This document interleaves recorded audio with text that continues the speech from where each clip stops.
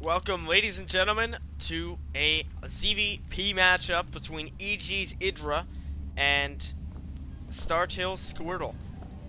This is from the IEM Season 5.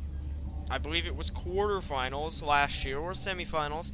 I may be mistaken. It was what I know it's from IEM Season 5 World Championship, which was last year. And it was held in Hanover, Germany, a best of 5 right now. But whether or not it was the quarterfinals or semifinals remains to be seen. I checked this quite a while ago. I've been meaning to do this cast for a while. So that's why there is this old replay system. And if any of you guys don't know me, I am Austin. Please, you better know this by now. Watch some of my other videos. So why did I decide to do such an old game? Well, I watched Squirtle in the IPL 4. I love Squirtle after how well he played, and I wanted to go back to the roots of this shining star, and of course, a star that has been shining for a very long time, EGIdrA, the ever-solid macro player. This is actually going to be my best race against second best race, Protoss against Zerg. And so I have a new microphone, well, the exact same model as the past one, but the drivers for some reason have been different. It was previously C-Media USB headphone set, and right now it's USB PNP sound device, so I'm going to maybe try to get the same, because I've noticed this has been somewhat quieter. Let me know if you guys have any feedback on the actual quality of the sound. And I got a new mouse, so you're not going to have that annoying scroll in, because this mouse is a lot faster DPM, and it is a smoother scroll button, so I can actually just pan without having to worry about that. And we do have the spawning pool, 14 pool, and probably 15 hatch, as EGIdrA is known for. It is called the EGIdrA build. Look it up on Wikipedia. I've spent hours on that site, and it's just made me know so much about StarCraft. So I do know EGIdRA's name is Greg Fields, and if you're a big fan, you probably do too. But it is pretty crazy how much you can learn on that site. And I also learned that my mom's hairdresser's son plays StarCraft 2 professionally under the name TT1, and it's pretty sweet, because I know somebody now that knows a pro. If you guys want to look at that up on Wikipedia, I don't know this person personally, but my mom's hairdresser's son. So we do now have, I'm expecting the hatch immediately. There was kind of the probe sitting around there to block it. Let's see what this little guy manages to do. And I'm not really used to not having the name bar up on top. From our Protoss player, we just have the Cybernetic score with that Scout Zealot. And our Zerg player is getting a couple of Zerglings probably to just polish off this probe. And there is the hatch on the way. So a little bit of a delayed hatch from EGIdrA, but he's going to be getting it underway now. Probably going to have a little bit more of Zergling pressure. Warp Gate Tech is on the way, researching at Squirtle Cybernetic score. So he is the player who had a Cinderella run at the IPL 4, sadly losing in the finals to Fnatic Alive, but that was an exciting tournament to watch. And EGIdrA went 0-4. He lost all 4 of his games in group play, and I have to say it's been a little while. It's been since November, I checked, since EGIdrA won a major tournament. So he's still such a strong macro player, but I think he just needs to start adapting his strategies, and maybe even thinking of deviating from this EGIdrA build.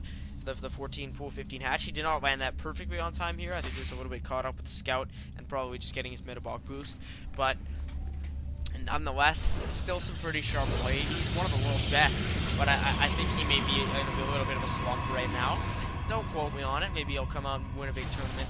There is MLG Spring Arena, I believe, coming up. I will try to pay attention to that. And also, after this series, if IPL 4 releases some replays, which would be so useful, I will probably bring those to you, as well as the new hard drive. Oh yes, it will be probably ordered later by Sunday or maybe early next week, and arrive soon enough so that you won't have any slight lag. I'll be running this probably on high quality without a stutter, because on my Lenovo IdeaPad there's that annoying little icon that shows the HDD access indicator, and it's just bothering me right now because it is completely illuminated all the time.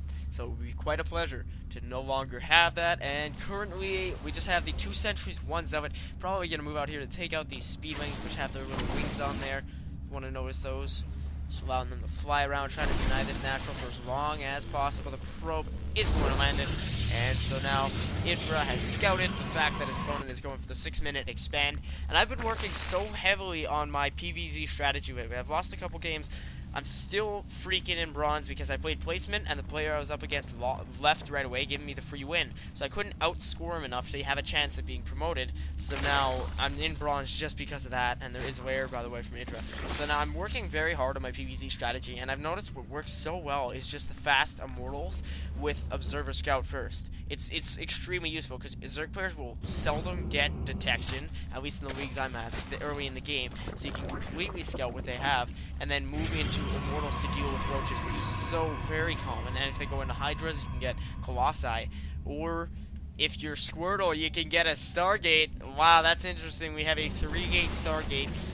And that's another strategy I've been working on for my PvZ, is the 3-gate Robo Stargate. Well, actually, a 2-gate Forge Expand into 3-gate Robo Stargate, because the Void Rays, as Squirtle is now getting, are very useful against potential Corruptors on your Colossi, and then Phoenixes can take out Overlords and just deal some damage, but it's mostly for the Void Rays. You just get around 3 or 4 support Void Rays and harass with them if needed.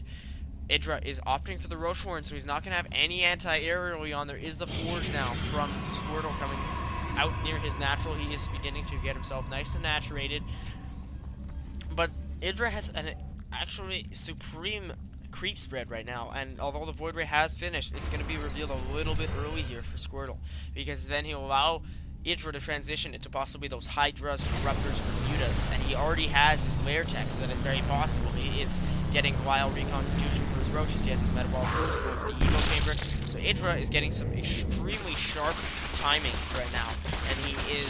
I don't know how Squirtle's going to be able to actually pull this one out. He's opted for the Stargate, but unless he can do some significant damage with it, he may have trouble in the mid to late game transitioning out of it. So look at that Hydrogen on the way already for EGIdrA.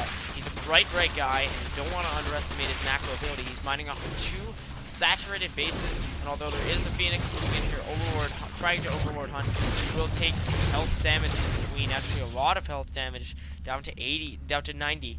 So that is a little bit more than Squirtle should have allowed. He is opting for how many? He has 2 Phoenixes right now, so I'm not sure exactly where the other one is. There they are, just flying around. As they say, we will stalk the stars. So this Squirtle is now transitioning into the Robo to probably get some Colossi / Immortals to do with Roach Hydra. But these Phoenixes trying to pick up a drone, I believe that was, possibly a Roach. They will not do very much, both of them having sustained health damage. So there is just the Stalker Sentry Zealot Ball from Squirtle, and he has that Void Ray right over here, 3 kills total. Was unable to kill the Zerglings, and Void Rays are not actually that great against Zerglings. They do have that damage bonus against Armored, and EGIdrA is going to get the 3rd. So if Squirtle wants to do something efficient with his air units, he should be denying the 3rd, smartly opting for the Robo Bay and Ground Weapons level 1. Though there is Groove Spine, Carapace level 1, and I believe EGIdrA has... No missile attacks.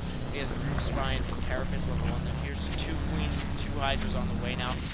Squirtle's not going to be able to deny this 3rd, and his Void Ray doesn't take any health damage, but the Hydra's now with that Groove Spines upgrade going to pretty much render this useless. So what did Squirtle really get out of the Stargate? He got 2 Phoenixes and 1 Void Ray, and they've not done too much damage. The Void Ray has 3 kills still, and the Phoenixes have 2 and 0, so that's 5 kills, but considering the cost of a Void Ray and 2 Phoenixes, just not an efficient harass. The Void Ray just sitting in the corner now, all lonely, and there is the Spire tech with a macro hatch from EGIdrA, and his 3rd just about to finish. So I think our American Zerg player looking very good for this matchup, because he's got Roaches, Hydras, and Wings, all with their respective upgrades, with 1 Carapace running Conqueror across all, with the Spire tech as well, so he should be able to counter any possible Corruptors, and so he'll be able to use Corruptors to counter any possible Colossi, and Squirtle Stargate's pretty much already rendered useless, so there is going to be Carapace level 2, and that will prove essential, especially against Colossi, and I'm surprised that Squirtle has not gone for any Immortals to deal with Roaches. Now here's a Void Ray going to try to get charged up to kill the Queen. Will the Hydras make it their time? Oh yes, they're going to probably kill this, and... oh no, they're not. But this Void Ray has 4 kills now, and it's just going to be sitting in the corner. Surprised the EGIdrA did not send any Hydras to just pick it off. So there's going to be a creep dropped, but I'm sure if any Corruptors or Mutas come out. Does EGIdrA have any? No. But if any do come out, as 6 are on the way, that should pretty much kill that Void Ray. We do have missile attacks level 1, so a lot of nice upgrades. Our Protoss player is only now getting his 3rd, along with he only has ground weapons level 1, so he's going to try to play some Gorilla Winter. He has this extended Thermoense Colossus, but the Corruptors have finished. No, they're about to finish. So if they're going to make it out in time, and 6 Corruptors, I promise you, with no Void Rays on the field for Squirtle, I don't think he's going to be able to do too much. The boy has that one Void Ray, which I believe has now fallen. Let us see. He no longer has the Void Ray, so he fell to his opponent. Now the 6 Corruptors are going to be on the field. Probably going to seamlessly eliminate these 2 Colossi. And yes, they will chase them down. The Corruptors not sustaining very much damage from Squirtle's Stalkers. He's trying to get some force fields up the field. The second Colossus will go down. So that's almost again a third huge advantage for EGIdrA. His opponent now forced back, and the Corruptors have done their damage across the field. What is it? And blue Colossi are 300, 250, so that is a total of, let us see, 550. That is a total of 1,100 resources costed Squirtle. He is now going to see, he's even hitting the roaches. The Hydra is not even taking very much damage, and his Colossus doesn't even have a kill when he dies. The Stalker now, actually, EGIdrA smartly using Corruption. Nobody uses it. Is it? Yes, it is Corruption. Okay, I thought it was like Plague or something. Blink is now finally researching. So you need, if you want to deal with Corruptors, you need Void Rays, and if your opponent has Hydras, you want to go for that Blink upgrade. You get the Blink back, pick off some Corruptors, getting away from the opposing army well, all the while using Force Field smartly. But Squirtle is unable to do that, and he's going to lose another Colossus. He even only got 2 kills. So that should be GG here for Squirtle, as his opponent just out-strategized him, and there it is. So GG, and EGIdrA does go up 1-0 in this series. As I was just explaining, well, EGIdrA pushed into Squirtle's natural. The key to winning, if you're a Protoss player in this situation, is if you have the Stargate and your opponent is going for Roachling, and then Corruptors, you use a Void Ray, well, actually 3, 4, 5 Void Rays to deal with those Corruptors, and then your Colossi will be fine. And if your opponent's going for Hydras, and they'll be able to pick off the Void Rays from afar with Groove Spines, then you get the Colossi and Blink Stalkers, and you blink out of the way, force fielding your opponent's army, and then dealing with the Colossi. So if you're a Zerg player, it's very smart to go for that Roachling Hydra Corruptor, because that will completely eradicate the Protoss Death Ball before it gets to maximum saturation. Anyways, guys, hope you enjoyed game number 1. I will catch you soon in episode 2 of this series from the IEM World Championship Season 5. See y'all later. Austin signing off.